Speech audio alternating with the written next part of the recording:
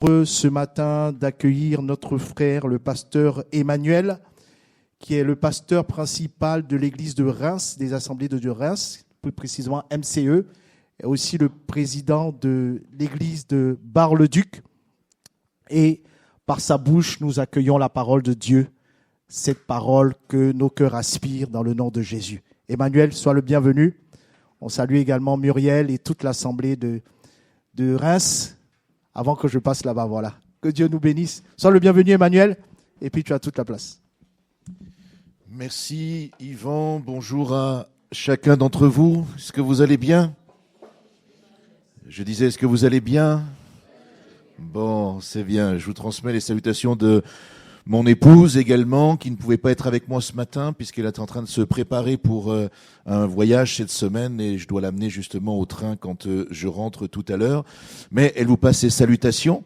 Voilà, on vous transmet également les salutations des églises de Reims, Épernay et Fanières également.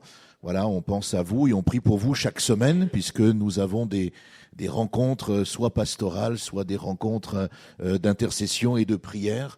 Les églises de Bar-le-Duc, Verdun, etc. sont citées régulièrement. On croit que Dieu vous accompagne et que Dieu a des choses à accomplir encore avec chacun d'entre nous et chacun d'entre vous là où vous vous trouvez. Amen. Il y a une soif spirituelle dans notre monde aujourd'hui et nous devons répondre à cette soif spirituelle. Il y a des besoins, il y a des envies de découvrir une nouvelle spiritualité et il est important que l'Église soit présente. Donc l'Église, c'est pas ce bâtiment, on est d'accord, c'est vous, l'Église. Donc ceux qui doivent être présents, c'est vous. C'est ça. Vous devez être ceux et celles qui sont en réponse aux besoins de ceux et celles qui sont en souffrance dans cette société aujourd'hui et qui ont besoin de la grâce du Seigneur. Ça fait un petit moment que j'étais pas venu, mais comme Yvan vous l'a dit, c'est pas le travail qui manque. Je suis assez bien occupé et nous avons eu pas mal de changements également pastoraux sur Reims. On a 2 nouveaux pasteurs qui sont arrivés. Voilà, vous savez qu'également on a démarré un 2e culte. On a eu la joie il y a 15 jours de dépasser les 330 personnes sur Reims. C'était jamais arrivé et ça montre vraiment la soif de nos contemporains. Il y a un vide dans notre société. Il y a un vide dans le cœur de la jeunesse. Il y a un vide dans le cœur même de ceux qui ont passé un certain âge et qui ont besoin de rencontrer Jésus-Christ. Alors, vous n'êtes pas sans imaginer que cela donne énormément de travail, de visites, d'entretiens. Chaque semaine, nous avons des dizaines d'entretiens. Parce qu'il y a des besoins, il y a des demandes. Alors je sais que le fonctionnement est un petit peu différent qu'ici sur des églises rurales comme Bar-le-Duc, Verdun, Épernay, Fanières, etc. Mais c'est cet ensemble-là qui doit donner le témoignage de ce que Jésus accomplit. Et on bénit Dieu pour tout ce que le Seigneur fait aujourd'hui. Et l'Église doit répondre à cela, témoigner véritablement qu'il existe malgré tout ce qui se passe dans cette société aujourd'hui, tout ce qui se passe dans ce monde, la lumière existe. Hello? Vous êtes endormis ce matin ou quoi? Vous avez mangé quoi là? La lumière existe. Et vous êtes les reflets de cette lumière. Vous êtes le sel de la terre. Vous êtes le sel de votre région, de votre quartier, de l'immeuble où vous habitez. Et si vous n'êtes pas cette lumière qui resplendit, qui va le faire? Alors qu'est-ce que tu émets comme lumière chaque jour? Qu'est-ce que tu représentes véritablement? Comment les gens dans ton environnement, dans ton quartier, dans ton voisinage, comment ils te représentent? Comment ils te voient? Qu'est-ce que tu renvoies comme message? Et c'est important de se poser la question. Parce que l'Église n'a pas toujours renvoyé une bonne lumière. Et je parle de l'Église avec un grand E, je ne parle pas de Bar-le-Duc de manière particulière. Et quand l'Église ne renvoie pas toujours la bonne lumière, c'est parce que nous ne renvoyons pas la lumière qu'il faut. Alors nous avons besoin de travailler à cela. L'apôtre Paul nous enseigne sur ces choses, n'est-ce pas? J'aimerais vous inviter à lire dans Colossiens au chapitre 3, le verset 5. Et il nous est dit, on va lire quelques versets, je ne sais pas s'il y a un PowerPoint qui arrive.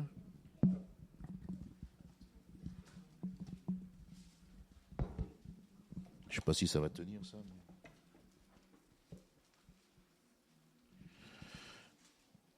Le titre de ce matin, j'aimerais partager cela avec vous. Change de vêtements. Pas tout de suite, vous déshabillez pas. Hein, Mais l'idée, c'est change de vêtements. Quitte l'ancien toi pour revêtir Jésus-Christ. Dans Colossiens, chapitre 3, le verset 5, l'apôtre Paul nous enseigne, et il dit ceci. Si donc vous êtes ressuscités avec Christ, recherchez les choses d'en haut, où Christ est assis à la droite de Dieu. Vous y croyez ça? Amen. Ok, vous êtes 3. Ok, ça marche. Il y a du boulot effectivement à faire ici. Attachez-vous aux réalités d'en haut et non à celles qui sont sur la terre. En effet, vous avez connu la mort et votre vie est cachée avec Christ en Dieu. Quand Christ, notre vie, apparaîtra, alors vous apparaîtrez aussi avec lui dans la gloire. La vie ancienne et la vie nouvelle. Faites donc, mourir en vous ce qui est terrestre, l'immoralité sexuelle, l'impureté, les passions, les mauvais désirs et la soif de posséder qui est une idolâtrie.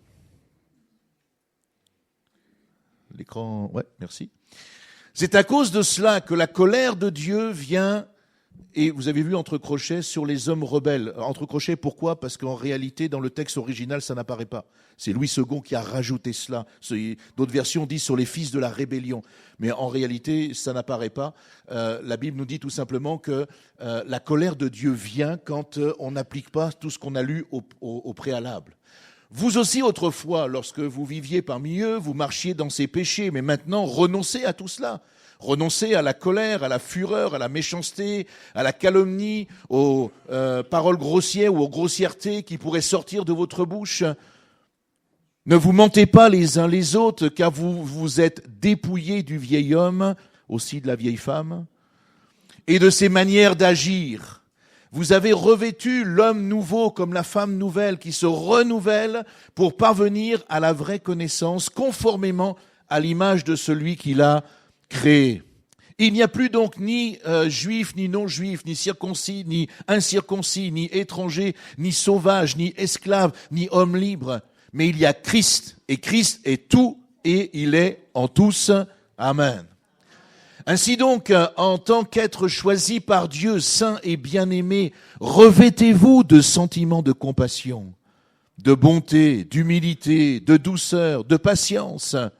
Supportez-vous les uns et les autres, et si l'un a une raison de se plaindre d'un autre, téléphonez-lui, appelez les frères et sœurs, commencez à critiquer. C'est pas ça qui est marqué ? Ah, pardon. Il est dit, non, si toutefois il y avait quelqu'un qui avait quelque chose pour se plaindre, il est dit quoi ? Pardonnez-vous réciproquement. Tout comme Christ vous a pardonné, pardonnez-vous aussi. On termine ce passage. Mais par-dessus tout cela, revêtez-vous de, qui est le lien de la, que la paix de Christ à laquelle vous avez été appelés pour former un seul corps règne dans votre cœur et soyez. Amen. Est-ce que c'est clair?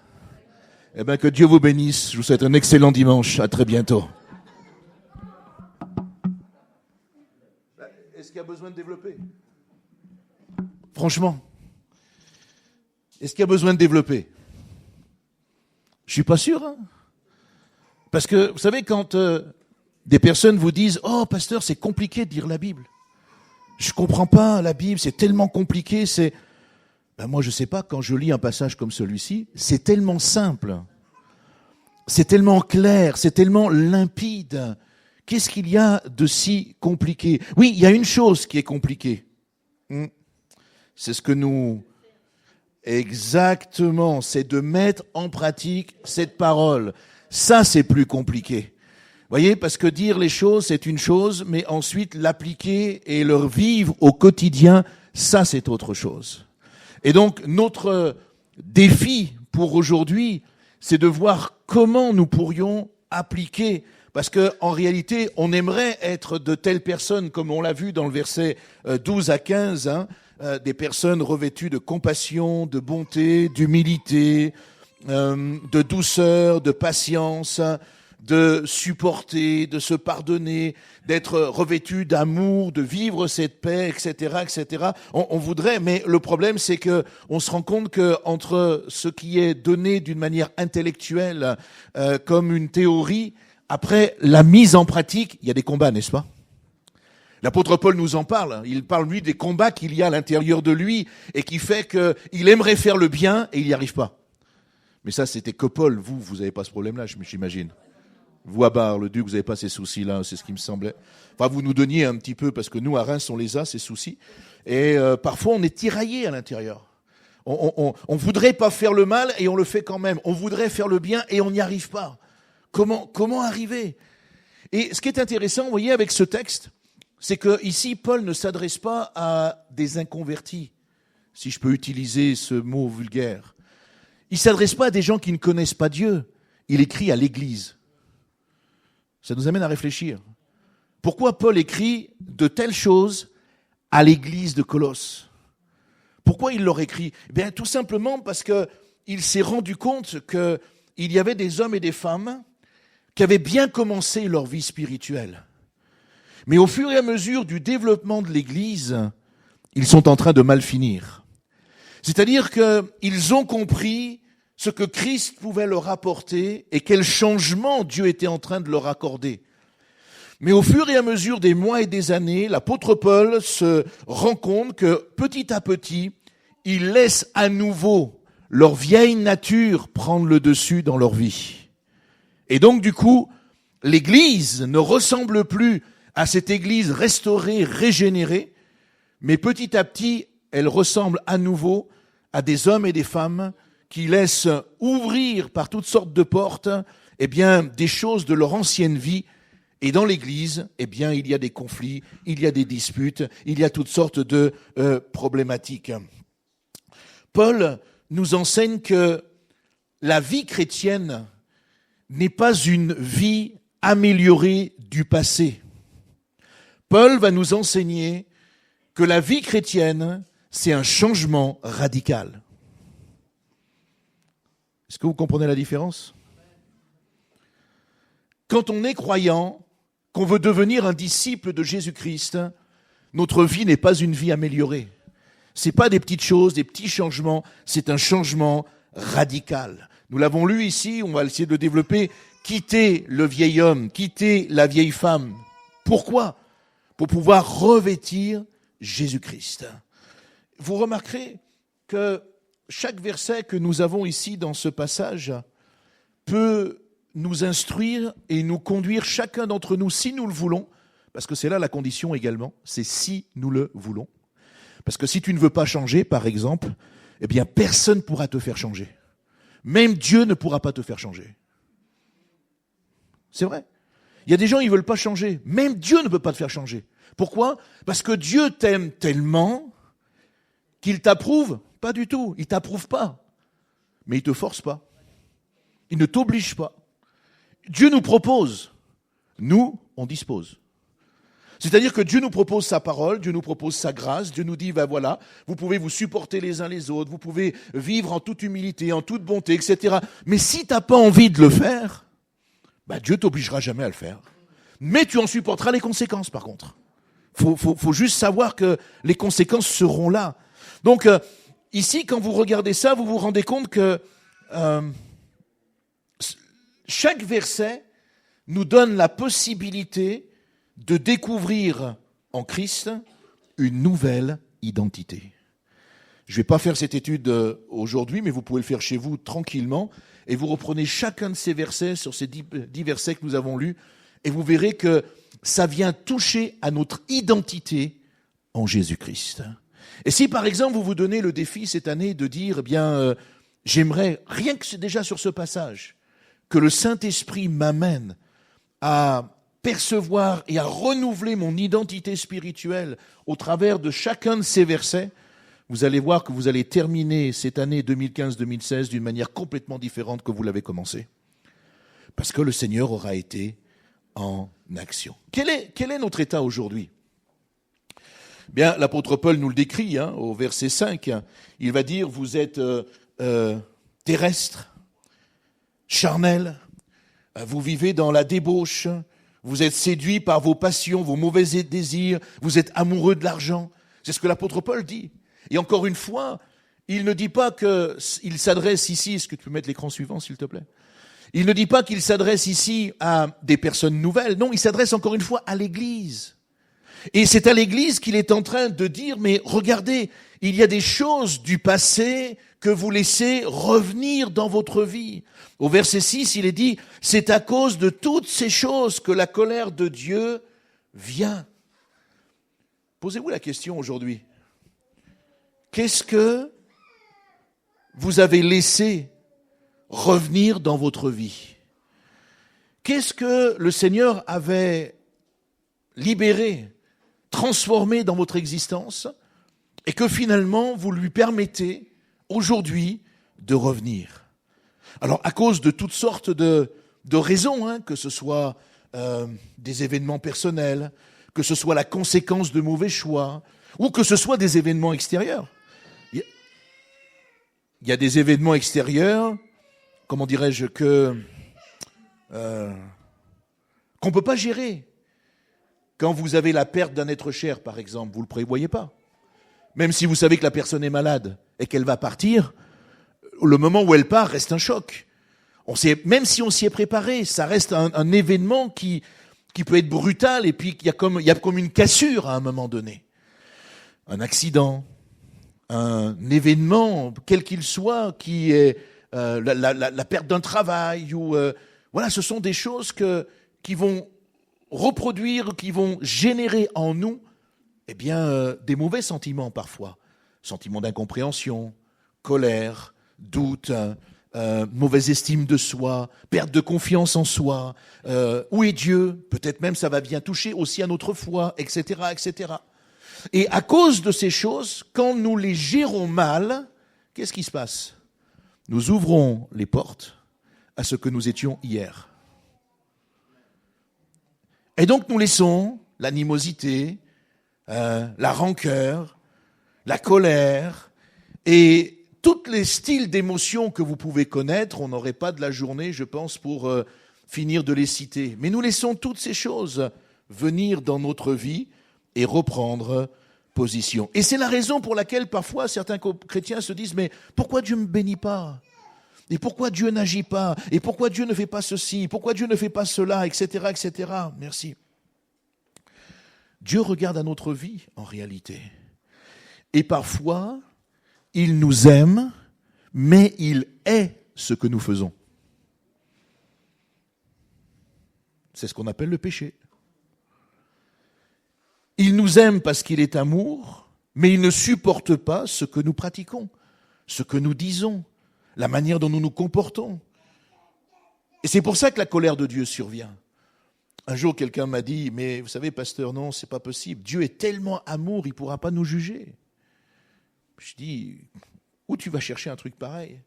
Mais oui, Dieu est tellement amour, il est tellement bon qu'il ne pourra perdre personne. Mais je lui dis, relis la Bible. C'est parce que la Bible nous enseigne. La Bible nous dit que malgré tout ce qu'on aura pu accomplir ici-bas, un jour, il y aura un jugement. Et nous passerons tous devant ce jugement, le tribunal de Christ. Et la Bible nous dit que non simplement on sera jugé par rapport à notre salut, mais on sera jugé également à toutes les œuvres que nous aurons accomplies ou pas. Toutes nos paroles, toutes nos actions. Alors certains sont parfois aigris parce que justement ils ont l'impression que Dieu ne change pas la vie de certaines personnes, que Dieu ne change pas la vie, je ne sais pas moi, de leurs enfants, de leur mari, de leur épouse, et ils sont là en disant mais comment ma vie pourrait-elle devenir meilleure ?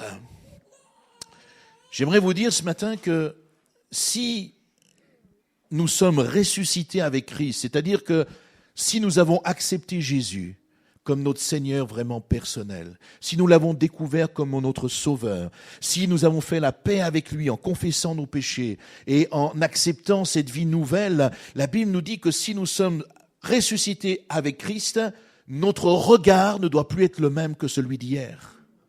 Notre regard doit être tourné vers les réalités d'en haut, vers les réalités célestes, vers les choses d'en haut. Et non plus sur celles qui sont sur cette terre. Il est dit, recherchez les choses d'en haut, on l'a lu tout à l'heure, où Christ est assis à la droite de Dieu. Attachez-vous aux réalités d'en haut et non à celles qui sont sur la terre. Cela veut dire que nos ambitions, nos priorités, nos désirs changent. Est-ce qu'on peut comprendre ce matin que ce que tu contemples finira par te transformer?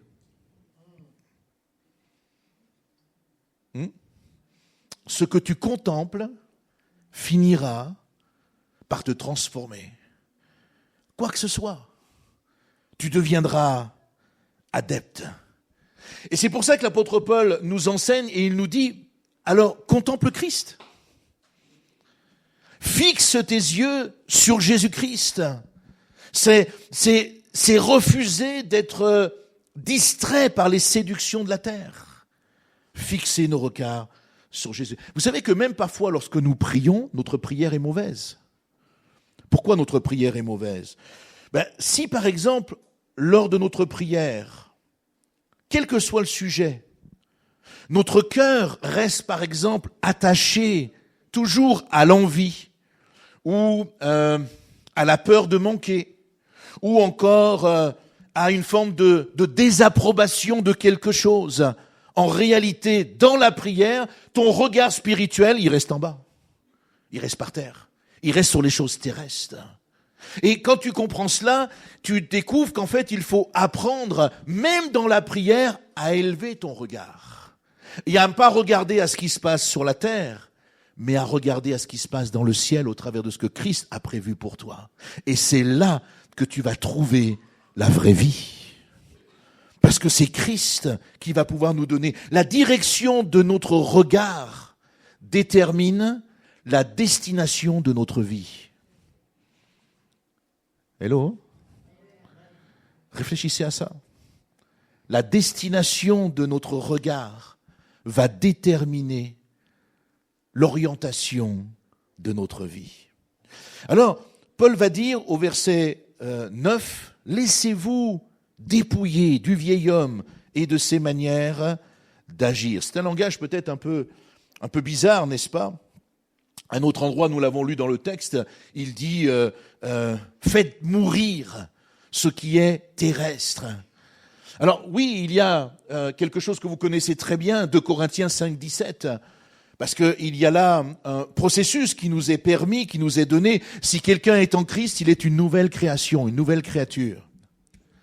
Les choses anciennes passent, et dans la traduction grecque, il nous est dit que toutes choses sont en devenir nouvelles.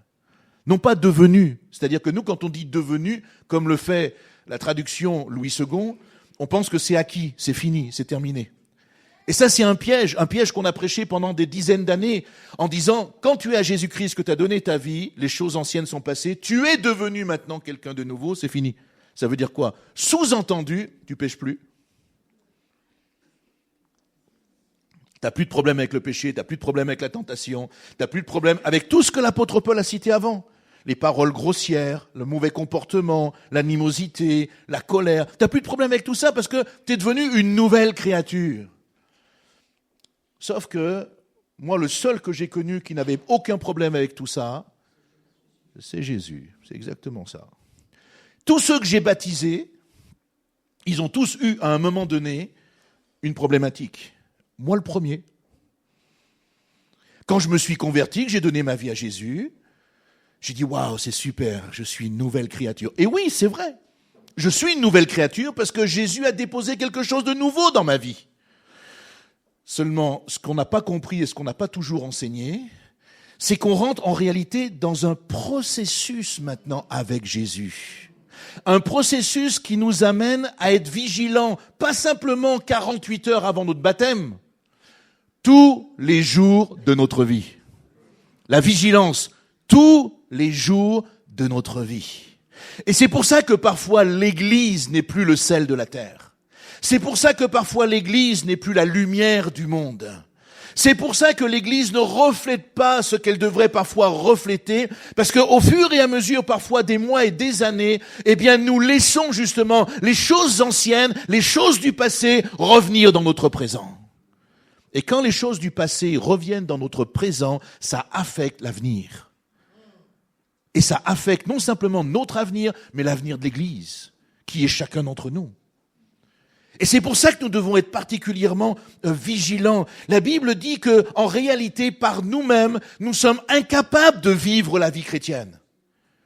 Alors vous allez me dire, mais qu'est-ce qu'il faut faire? Eh bien, il faut toujours permettre à Jésus de vivre plus en nous.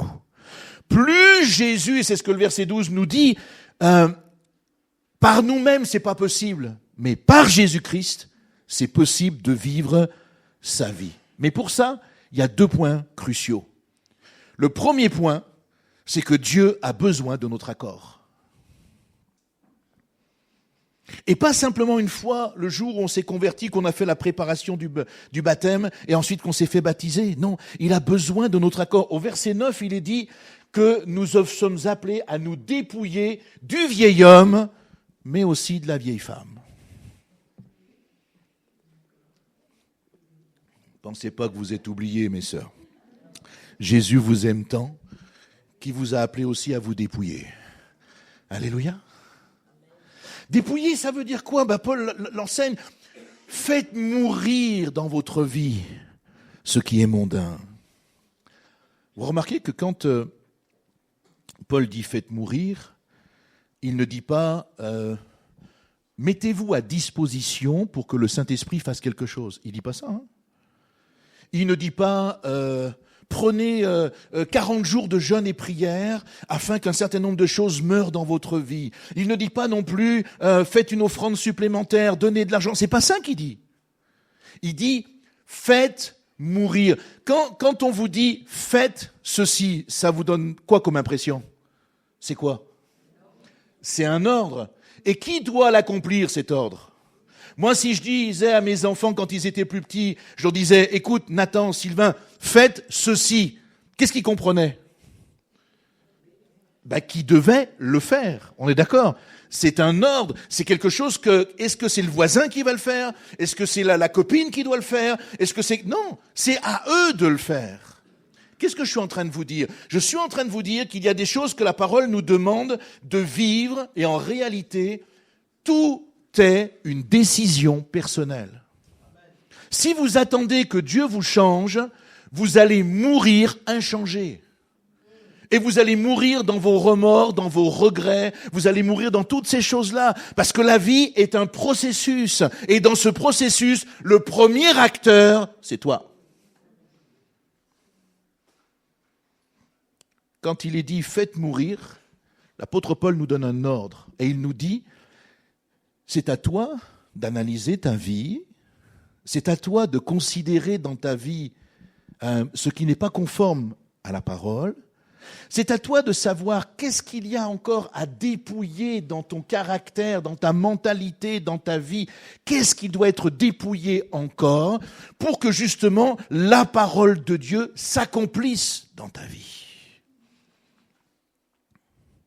C'est un choix personnel. Est-ce que c'est un choix juste quand on se convertit quelques mois et qu'ensuite on se fait baptiser? Non, je l'ai dit, c'est un choix de chaque jour. Sinon, le risque, c'est que une fois qu'au début nous nous sommes laissés dépouiller, eh bien, le risque, c'est à cause des situations de la vie, des choses que nous traversons, eh bien, c'est de laisser tout simplement reprendre ce que nous avons délaissé et nous retrouver finalement dans la première condition, et parfois même pire qu'avant. Et ça, c'est un risque. Vous savez, je vois trop de croyants aujourd'hui qui finissent mal leur vie chrétienne. Ils finissent leur vie chrétienne dans l'aigreur, dans les regrets, dans l'animosité, dans la colère, dans les disputes, alors que moi je comprends pas parce que je me dis, mais normalement, si on se laisse dépouiller chaque jour, plus on avance dans le temps, moins on ressemble à la mentalité de ce monde, et donc plus je ressemble, là où mes yeux sont fixés, Jésus-Christ. Donc normalement, avec le temps, nous devrions, comme le bon vin, nous bonifier et devenir toujours meilleurs. Et je bénis Dieu pour ceux que je vois qui laissent le Saint-Esprit faire ce travail-là et œuvrer en eux, et avec le temps, oui, ils laissent des choses, ils lâchent des choses. Et le problème, c'est que au début, ils se sont laissés dépouiller. Ils ont même témoigné à plein de gens de comment Dieu avait agi dans leur vie, etc. Et le drame, c'est parfois de réouvrir certaines portes à cause de certaines situations. Et ces portes s'ouvrent au travers de certaines faiblesses que nous avons, parce que c'est pas Dieu qui nous oblige et qui nous tente et qui nous ouvre une porte. C'est nous qui ouvrons les portes à l'ennemi. D'ailleurs, c'est ce que l'apôtre Paul va le dire aussi. Ne donnez pas accès au diable. Là encore, c'est un ordre. Ça veut dire que qui donne accès au diable? Un démon? Pas du tout. C'est le voisin? Pas du tout. Est-ce que c'est le pasteur parce qu'il n'a pas prêché ce que j'ai envie d'entendre? Pas du tout. Celui ou celle qui donne accès au diable dans ta vie, c'est toi. Et personne d'autre. C'est toi par rapport à la manière dont tu vas réagir, par rapport à une situation, par rapport à la manière dont tu vas comprendre lors d'une certaine situation. C'est comment tu vas permettre finalement à des situations parfois hostiles de toucher ta vie, de toucher ton cœur. Comment tu vas réagir? Et notre réaction, elle peut être soit conforme à la parole, soit revenir dans une attitude charnelle. Et quand elle retrouve une attitude charnelle, quel dommage, parce qu'à ce moment-là, la vieille nature reprend le dessus. Le deuxième point, c'est que au verset 10, il est dit « Vous avez revêtu l'homme nouveau qui se renouvelle pour parvenir à la vraie connaissance, conformément à l'image de celui qui l'a créé. » Vous avez revêtu l'homme nouveau. Comprenons ceci. Le salut en Jésus-Christ, c'est pas une mise à jour, comme on voit sur Internet aujourd'hui, sur nos ordinateurs, on fait des mises à jour, nos téléphones, etc. C'est pas une mise à jour. Le salut, c'est une recréation. En Christ, il n'y a plus d'étiquette. C'est-à-dire qu'en Jésus-Christ, il n'y a plus de barrière sociale, il n'y a plus de barrière culturelle, il n'y a plus de barrière raciale. Il n'y a pas de racisme dans l'Église quand nous sommes véritablement en Jésus-Christ. Pourquoi? Parce qu'en Christ, nous devenons une nouvelle humanité. Nous devenons le peuple de Dieu. Nous devenons un nouveau royaume. Notre roi, c'est Jésus. Alléluia. C'est pour ça qu'il va dire à un moment donné, mais vous n'êtes plus de ce monde.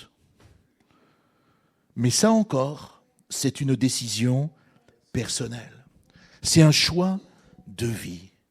Alors pour finir, il va nous dire, non simplement vous devez prendre la décision de vous dévêtir d'un certain nombre de choses, de vous dépouiller de ce vieil homme, de cette vieille femme, et ensuite, vous devez faire le choix de vous revêtir de choses nouvelles. Et là, c'est merveilleux parce qu'il y a toute une nouvelle garde-robe qui est mise à notre disposition. Au verset 12, il est dit, revêtez-vous de sentiments de compassion. Alléluia. De bonté. Ça vient un peu plus là. D'humilité. Il y en a deux de plus. On gagne. De douceur. Ouh là, on est... Aïe, aïe, de patience. Seigneur, donne-moi la patience, mais vite.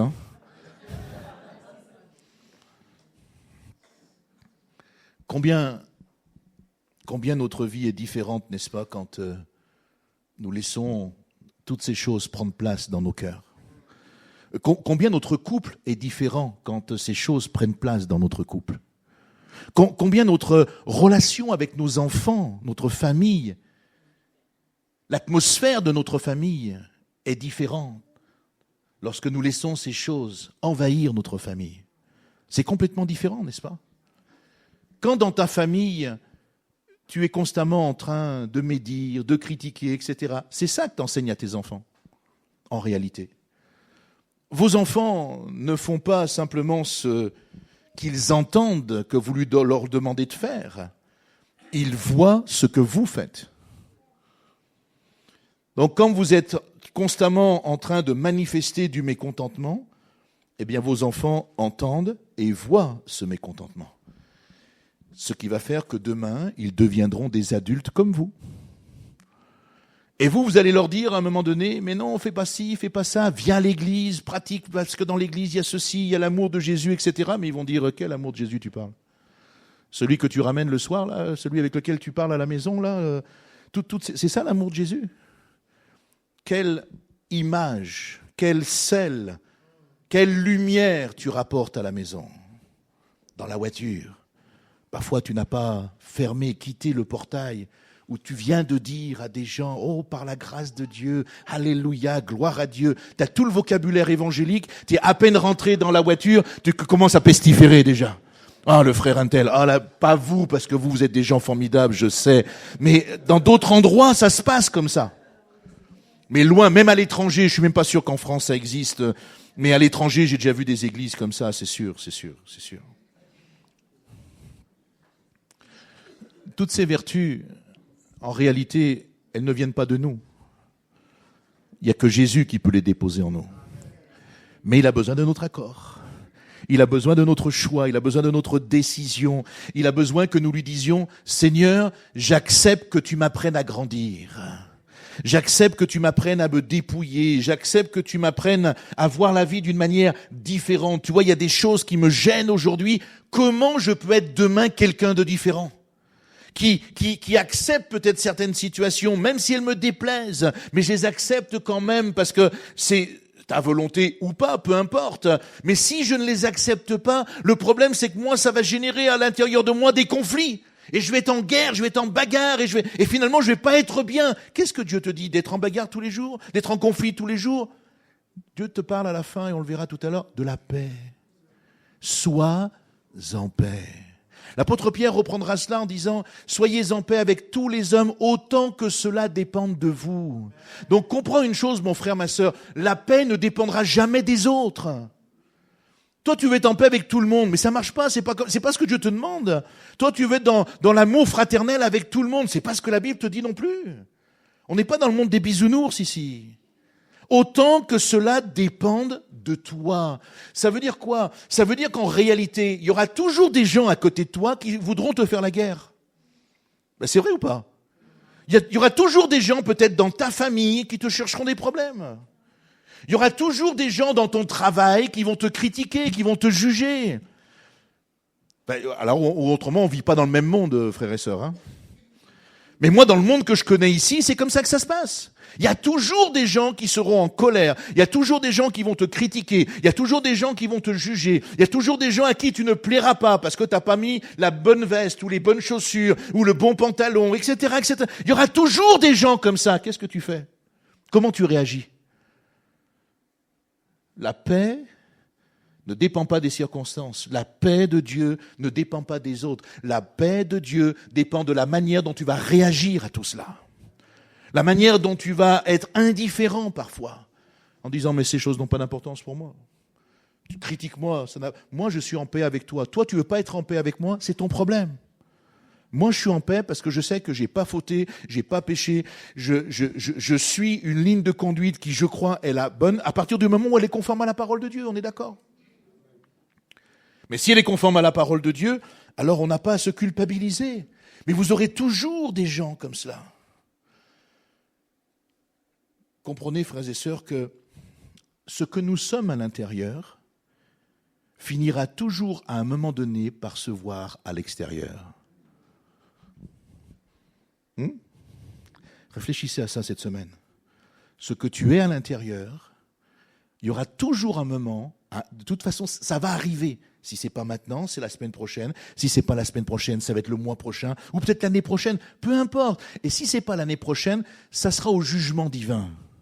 Mais de toute façon, ça arrivera. Ce que tu es à l'intérieur se verra au grand public à l'extérieur, parce que c'est Dieu qui le dit dans sa parole. toutes les œuvres, toutes les choses qui sont cachées, ténébreuses, arriveront à un moment donné en pleine lumière. Alléluia. Alors c'est pour ça qu'il va nous donner certains conseils, et je termine avec ces quelques versets que vous avez lus tout à l'heure, qu'il n'y a pas forcément besoin de commenter, mais supportez-vous alors les uns les autres. Et si l'un a sujet de se plaindre de l'autre, n'envoie pas un message WhatsApp ou SMS, mais apprends à te pardonner et à vous pardonner réciproquement, parce que le pardon, c'est un échange. Le pardon, c'est pas dans un seul sens. Je vais pas vous faire, j'en ai déjà parlé une fois ici du pardon, mais supportez-vous. Alors oui, c'est pas facile, mais de même que Christ l'a fait vis-à-vis de nous, eh bien nous aussi, nous devons apprendre à pardonner. Au verset 14, il est dit, par-dessus toutes ces choses, revêtez-vous justement de l'amour, parce que l'amour, c'est le lien de la perfection. C'est l'amour avec un grand A. Et j'aimerais dire peut-être quelque chose à quelqu'un ce matin. Tu as besoin de réapprendre à aimer tes enfants. Et peut-être même des enfants qui sont majeurs aujourd'hui, peut-être même des enfants qui sont peut-être mariés, qui ont eux-mêmes des enfants. Tu dois réapprendre à les aimer. Tu dois faire la paix avec peut-être ton père, ta mère. Tu dois faire la paix avec ton fils ou ta fille. Aujourd'hui, tu supportes. Dieu ne te demande pas simplement de supporter, il te demande d'être en paix. Ça veut dire que parfois, il y a des démarches à faire. Ta vie est avancée, peut-être qu'il y a des choses qui vont disparaître prochainement, tu ne le sais pas. Ce que Dieu veut, c'est que tu sois vraiment en règle avec tes enfants, avec ta progéniture, avec tes petits-enfants, avec des personnes peut-être dans ta famille où vous vous êtes disputés, etc. Parce que l'amour, c'est un vêtement royal du royaume. Et ce que le Seigneur nous demande, c'est à nous de faire les démarches que nous devons faire. Celles que nous ne devons pas faire, nous ne les faisons pas. Faisons une démarche. La démarche, elle est reçue, gloire à Dieu. La démarche, elle n'est pas reçue, c'est pas grave. Tu as fait ta part. La vie chrétienne, c'est pas Hollywood. Vous avez vu Hollywood, la plupart des films, ça se termine, alléluia, tout le monde s'aime, on se prend dans les bras, la fin est magnifique. Mais dans la vraie vie, ça se passe pas toujours comme ça. Parfois, dans la vraie vie, tu vas vouloir te réconcilier avec quelqu'un, avec un enfant, avec un membre de ta famille. Tu vas lui dire, écoute, je te demande vraiment pardon, parce que même si dans le fond, j'avais raison, dans la forme, je me suis mal pris, j'ai pas dit les choses comme j'aurais dû les dire, etc., etc. Et puis, tu as peut-être quelqu'un qui va te regarder dans les yeux, qui va te dire, j'en ai rien à faire. Là, on n'est plus dans Hollywood. Hein. Là, c'est plus... Mais ça fait rien. Qu'est-ce que Dieu te demande ? Qu'en face, il y ait forcément une acceptation. Non, ce que Dieu te demande, c'est fais ta démarche. Sois en paix autant que cela dépende de toi. Le reste, c'est confié au Seigneur. Ça appartient au Seigneur. Ce n'est plus à toi de le gérer. Et pourquoi il est important de faire ce processus ? Bien parce qu'il est dit tout simplement au verset 15, c'est alors que la paix de Jésus-Christ régnera dans vos cœurs. Et quand tu es dans la paix de Jésus, alors l'Église retrouve sa lumière. Quand tu es dans la paix de Jésus, la véritable Église de Christ, elle retrouve sa vraie couleur. Et elle commence à nouveau éclairer notre monde, éclairer la situation qui est autour de nous. Elle recommence à être véritablement le sel de la terre. Parce que quand on perd la paix, écoute bien ça, quand tu perds la paix, c'est juste un signal qui nous montre qu'on est en train de s'éloigner de Dieu. Parce que tant que tu es à proximité de Dieu, tu es en paix. Même s'il y a le vacarme à côté, même s'il y a la guerre, même s'il y a les conflits, quand tu es dans sa présence, tu es en paix. Je pourrais vous donner des témoignages que j'ai vécu avec Muriel, où mes enfants étaient malades, même parfois à mourir, quand ma fille a été atteinte de la leucémie, etc. Et c'était pour nous foudroyant. Et on s'est dit, mais on peut pas perdre notre fille à l'âge de 4 ans. C'est pas possible. On avait l'impression que le monde s'écroulait. Et pourtant, parce qu'on a décidé que malgré tout de se rapprocher de Dieu, on était dans la paix. Une paix incompréhensible, c'est clair, et pour nous et pour ceux qui nous voyaient vivre.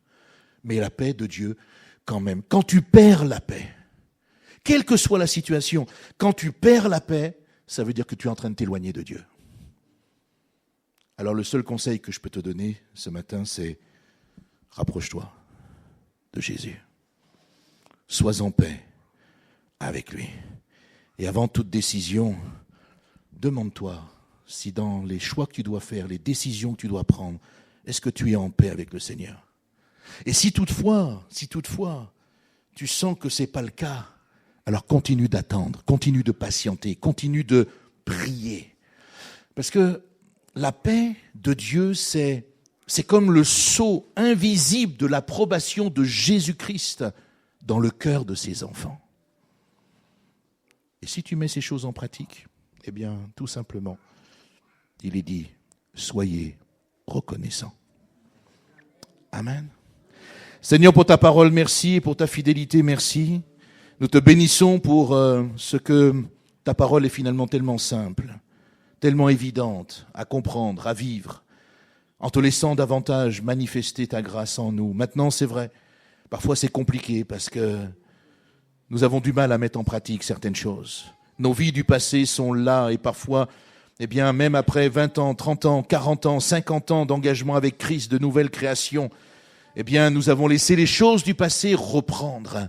Seigneur, ce matin, tu peux ramener tes enfants à vivre quelque chose de nouveau. Ce matin, Seigneur, tu as la possibilité tout simplement de pouvoir encore, eh bien, permettre à des frères et à des sœurs de fermer les portes du passé, de fermer les anciennes portes, celles que peut-être ils ou elles ont laissé se réouvrir à cause de situations de vie courante qui les a peut-être bousculés, désolés parfois, ou mis dans l'incompréhension. Ça a généré de la colère et toutes sortes de choses. Seigneur, permets que ces choses se ferment maintenant.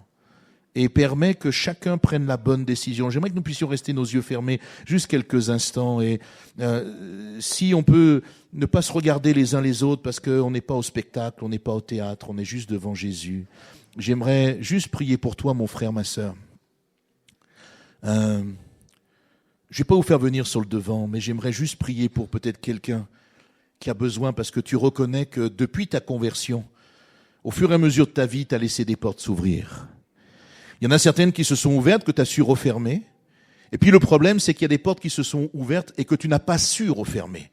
Et qui aujourd'hui sont encore ouvertes. Et ces portes ouvertes, elles viennent tout simplement saper la paix de Dieu dans ta vie. Tu n'es pas toujours dans cette paix. C'est pour ça que tu manques de reconnaissance. Parce qu'il manque cette paix de Dieu, parce que des portes sont ouvertes et tu as besoin que Dieu t'amène à vivre quelque chose. J'aimerais juste vous inviter ce matin, avant de terminer ce moment, prier pour vous. S'il y a quelqu'un dans ce lieu qui est concerné par ce que nous avons partagé, eh bien simplement, là où tu es, pendant une fraction de seconde, tu lèves ta main, tu la baisses, et je vais juste prier pour toi. Oui,